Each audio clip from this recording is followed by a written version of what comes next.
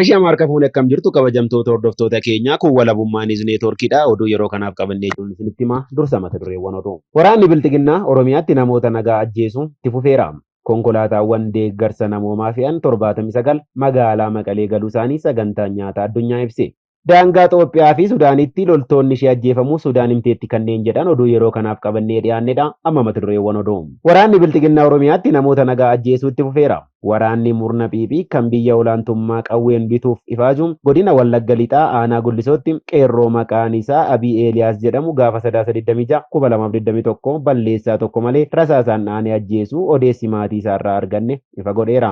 Akka maatii firoonnii fi hiriyoonni isaa ragaa baaniifitti qeerroo Abdii Eeliyaas sabboonummaa isaarraa kan hafe nama balleessaas ta'ee yakka kamuu raawwatee hin beekne akka ta'edha. Itti dabaluunis Abdiin nama guddaa kabajuu fi hawaasa isaa biratti immoo amala gaarii qabaachuun dargaggeessa leellafamudhas jedhaniiru.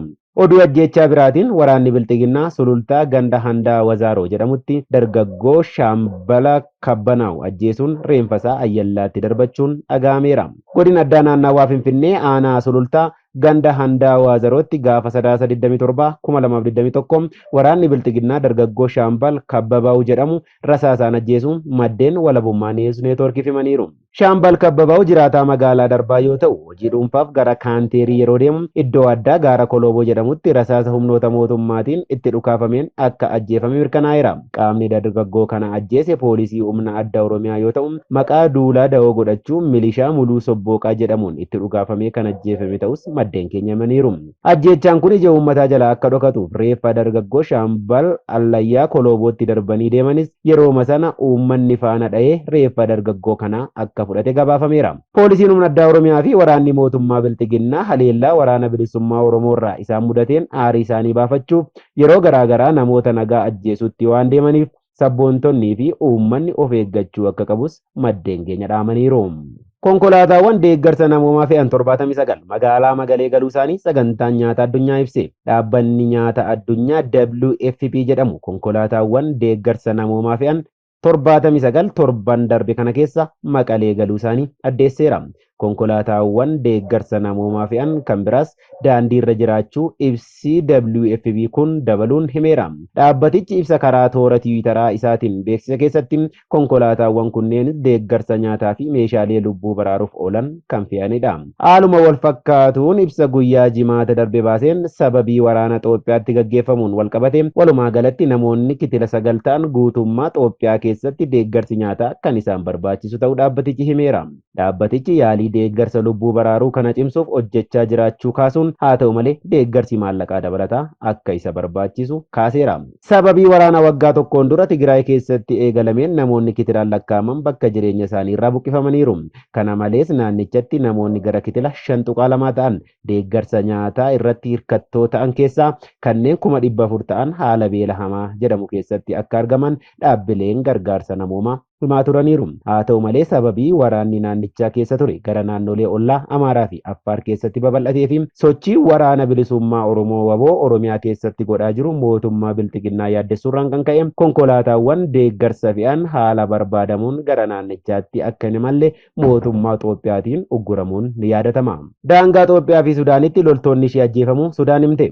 Daangaa gama kaaba lixa Itoophiyaa Sudaan daangessituun loltoonni gama Sudaanii ajjeefamuu biyyattiin himteetti. Waraanni Sudaan kan amma aangoo biyyattii of harkaa qabu ibsa gaafa 327/2021 baaseen haleellaan waraanaa Itoophiyaa fi milishaadhaan itti banamuu ibseera. Kanaanis miseensonni waraanaa Sudaan 6 ajjeefamuu Reuters madda waraanaa yeroon gabaaseera. Haa ta'u malee gama mootummaa Itoophiyaa himannaan gama Sudaaniin dhiyaate irratti wanti ifatti deebiin kennamee hin jiru. Kana dura waldhabdeen daangaa biyyoota lameenii karaa nagaan furamuu akka feetu Itoophiyaan ibsaa turteetti. Dabalataan Sudaan finciltoota Tigraayiif da'oo kennite hidha Abbayyaa danquuf hojjetti jechuun Itoophiyaan himachuun ni yaadatama. Baatii fulbaanaa darbe Sudaan waraanni Itoophiyaa daangaa cabsee natti seene jechuun himattee turte. Mootummaan Itoophiyaa garuu himannaa kana hin fudhanne.